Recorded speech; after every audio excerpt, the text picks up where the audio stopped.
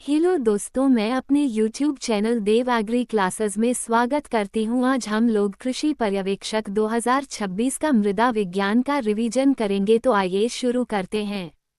इस अध्याय में मृदा सॉइल और भूमि लैंड के बीच के मुख्य अंतर और इस क्षेत्र के प्रमुख वैज्ञानिकों के योगदान को समझाया गया है। 1. मृदा सॉइल बनाम भूमि लैंड। इमेज में मृदा और भूमि को उनके आयामों डायमेंशंस के आधार पर वर्गीकृत किया गया है। मृदा सॉइल यह एक त्रिआयामी 3D संरचना है। इसमें लंबाई, चौड़ाई और गहराई तीनों शामिल होती हैं। पौधों की जड़ों के विकास के लिए गहराई का होना अत्यंत आवश्यक है। उत्पत्ति। सॉइल शब्द की उत्पत्ति लैटिन शब्द सॉलम से हुई है, जिसका अर्थ होता है फर्श, फ्लोर। भूमि लैंड यह एक द्विआयामी 2D संरचना मानी जाती है। इसमें मुख्य रूप से केवल लंबाई और चौड़ाई का ही विचार किया जाता है। 2. मृदा विज्ञान के प्रमुख व्यक्तित्व की पर्सनालिटीज।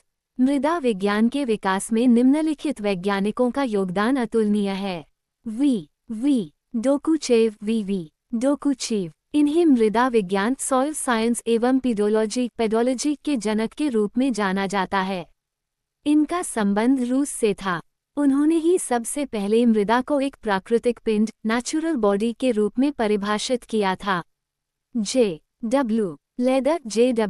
लेदर इन्हें भारतीय कृषि रसायन इंडियन एग्रीकल्चरल केमिस्ट्री के जनक के रूप में जाना जाता है। इन्होंने क्षारीय मृदा एल्कलाइन सॉइल के सुधार के लिए जिप्सम Caso_4C.2H_2O के प्रयोग पर विशेष कार्य किया था। जे.वी. लाइबेग इन्हें कृषि उर्वरक रसायन एग्रीकल्चरल फर्टिलाइजर केमिस्ट्री के जनक के रूप में पहचाना जाता है। इन्होंने प्रसिद्ध न्यूनता का नियम लॉ ऑफ मिनिमम दिया था, जो बताता है कि पौधों की वृद्धि उस पोषक तत्व द्वारा सीमित होती है जो सबसे कम मात्रा में उपलब्ध होता है। मुख्य बिंदु। मृदा इक्वल्स लंबाई जोड़ चौड़ाई जोड़ गहराई 3D। भूमि इक्वल्स लंबाई जोड़ चौड़ाई 2D। जिप्सम का उपयोग क्षारीय मृदा को सुधारने के लिए किया जाता है। मृदा के प्रमुख घटक सॉइल कंपोनेंट्स। मृदा का निर्माण विभिन्न ठोस, तरल और गैसीय पदार्थों के मिश्रण से होता है।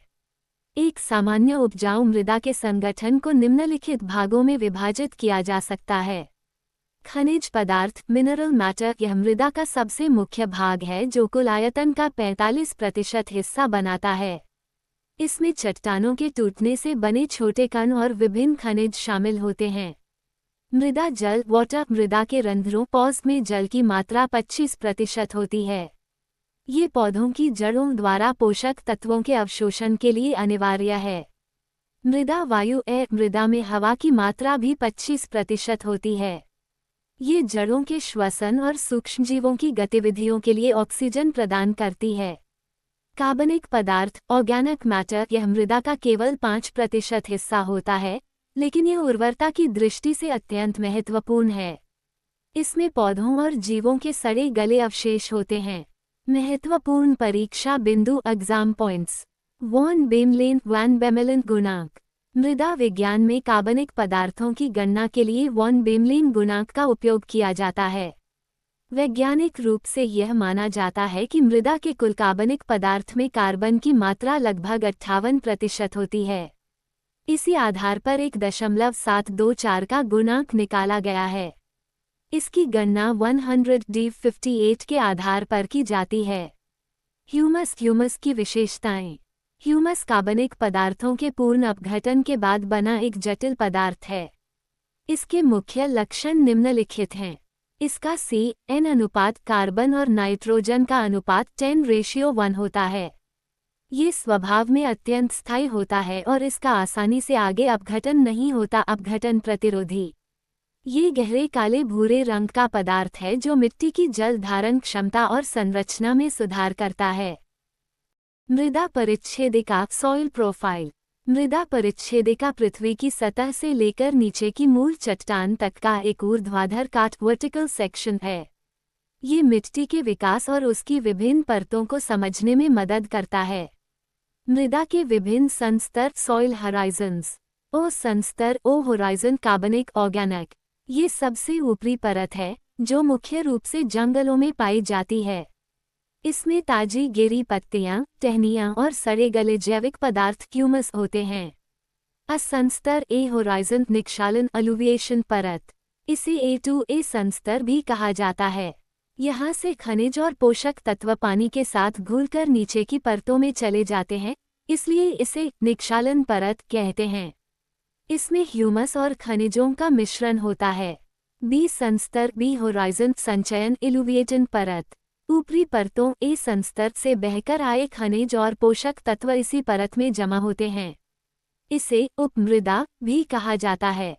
सी संस्तर सी होराइजन अपक्षयित पैतृक पदार्थ, ये परत आंशिक रूप से टूटी हुई मूल चट्टानों से बनी होती है।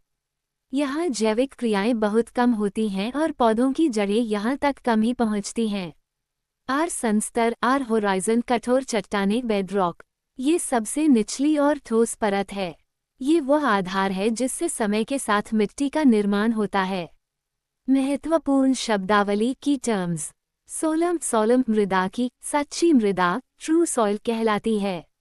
इसमें ओ, ए और बी संस्तर शामिल होते हैं। ये वह हिस्सा है जहां जैविक गतिविधियां और पौधों की वृद्धि सबसे अधिक होती है। रिगोलित सतह से लेकर ठोस चट्टान बेडरॉक के ऊपर तक के सभी ढीले पदार्थों के समूह को रिगोलित कहते हैं। इसमें ए, बी और सी संस्तर शामिल होते हैं। परिभाषा, सतह से मूल चट्टान तक का ऊर्ध्वाधर काट वर्टिकल सेक्शन की मृदा परिच्छेदिका है। क्रस्ट क्या है? पृथ्वी की सबसे ऊपरी और पतली परत को भूपरपटी कहा जाता है। यह मुख्य रूप से ठोस चट्टानों और मिट्टी से बनी होती है। इसकी गहराई समुद्र तल के नीचे लगभग 5-10 किलोमीटर और महाद्वीपों के नीचे 35-70 किलोमीटर तक होती है। भूपरपटी के मुख्य तत्व एलिमेंट्स ऑफ अर्थ्स क्रस्ट। भूपरपटी का लगभग 99% भाग मुख्य रूप से 8 तत्वों से बना है। आपके चार्ट के अनुसार मुख्य तत्व इस प्रकार हैं। Oxygen O 46.6%। ये भूपरपटी में पाया जाने वाला सर्वाधिक मात्रा वाला तत्व है। ध्यान दें कि यह एक अधातु नॉन मेटल है। Silicon C 27.7%।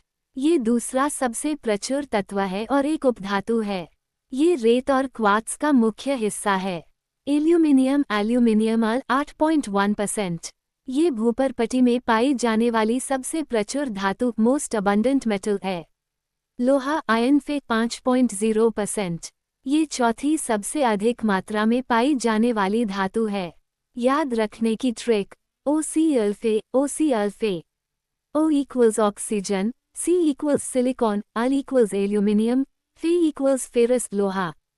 चट्टानों का योगदान कॉन्ट्रीब्यूशन ऑफ रॉक्स। भूपरपटी के निर्माण में 2 प्रकार की चट्टानें बहुत महत्वपूर्ण हैं, लेकिन उनके कार्य अलग अलग हैं।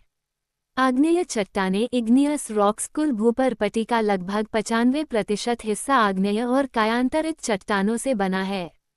इन्हें प्राथमिक चट्टानें भी कहा जाता है क्योंकि ये मैग्मा के जमने से बनती हैं।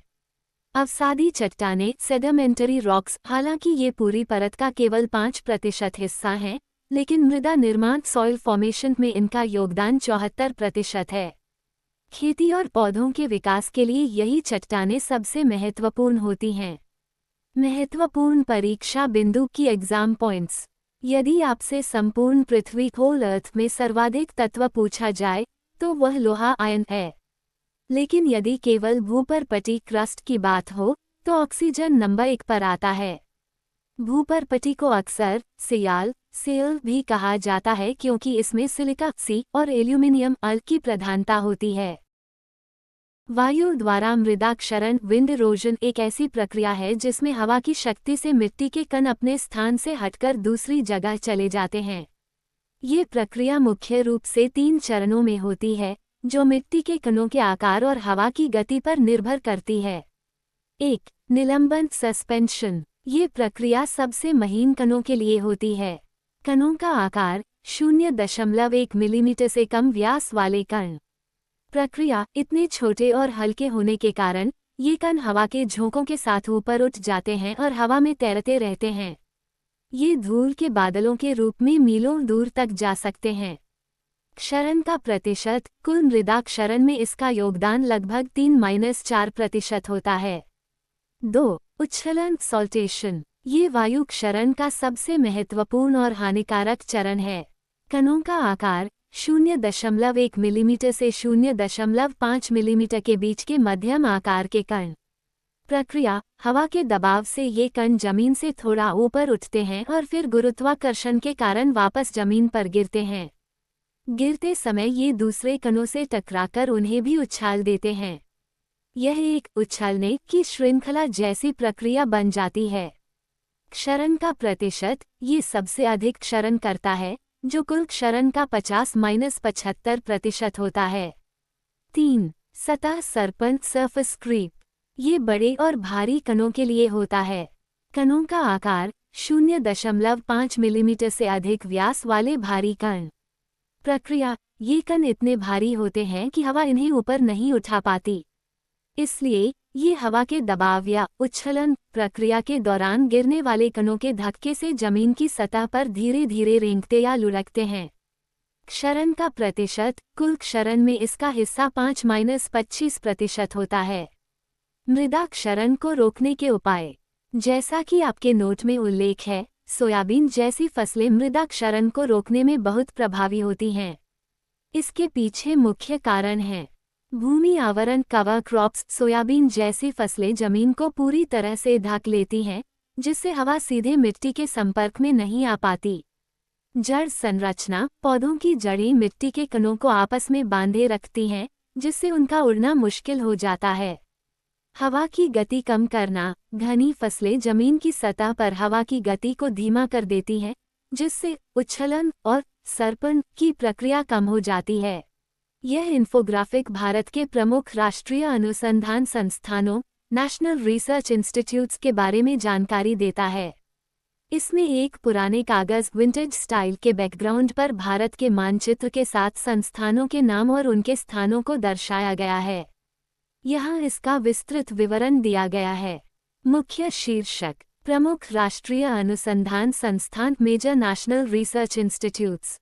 संस्थानों का विवरण बिंदुवार। CIAH arid horticulture. ये संस्थान बीकानेर, राजस्थान में स्थित है। यहाँ विशेष रूप से यह स्पष्ट किया गया है कि यह जोधपुर में नहीं है, जोधपुर क्रॉस मार्क नहीं। इसका मुख्य कार्य शुष्क बागवानी पर शोध करना है। NRCSS seed spices. ये राष्ट्रीय बीजीय मसाला अनुसंधान केंद्र है जो तबीजी, अजमेर, राजस्थान में स्थित है। NBPGR plant genetics. ये राष्ट्रीय पादप आनुवंशिक संसाधन ब्यूरो है जिसका मुख्यालय नई दिल्ली में है। CIRCOT cotton tech. ये केंद्रीय कपास प्रौद्योगिकी अनुसंधान संस्थान है जो मुंबई, महाराष्ट्र में स्थित है। NBSS और लूप सॉइल सर्वे। ये राष्ट्रीय मृदा सर्वेक्षण और भूमि उपयोग योजना ब्यूरो है जिसका मुख्यालय नागपुर, महाराष्ट्र में स्थित है। मानचित्र और विजुअल डिजाइन। इमेज में बाईं ओर भारत का मानचित्र बना है जिस पर लाल रंग के लोकेशन पिन के जरिए इन शहरों की भौगोलिक स्थिति दिखाई गई है। बैकग्राउंड में पुराने जमाने के कंपास और वैज्ञानिक रेखाचित्रों का इस्तेमाल किया गया है जो इसे एक शैक्षिकी और आकर्षक लुक देता है। अगर आपको वीडियो अच्छा लगे तो प्लीज़ लाइक करिए, कमेंट करिए और सब्सक्राइब करके जाइए जिससे आप तक वीडियो पहुंच सके। धन्यवाद।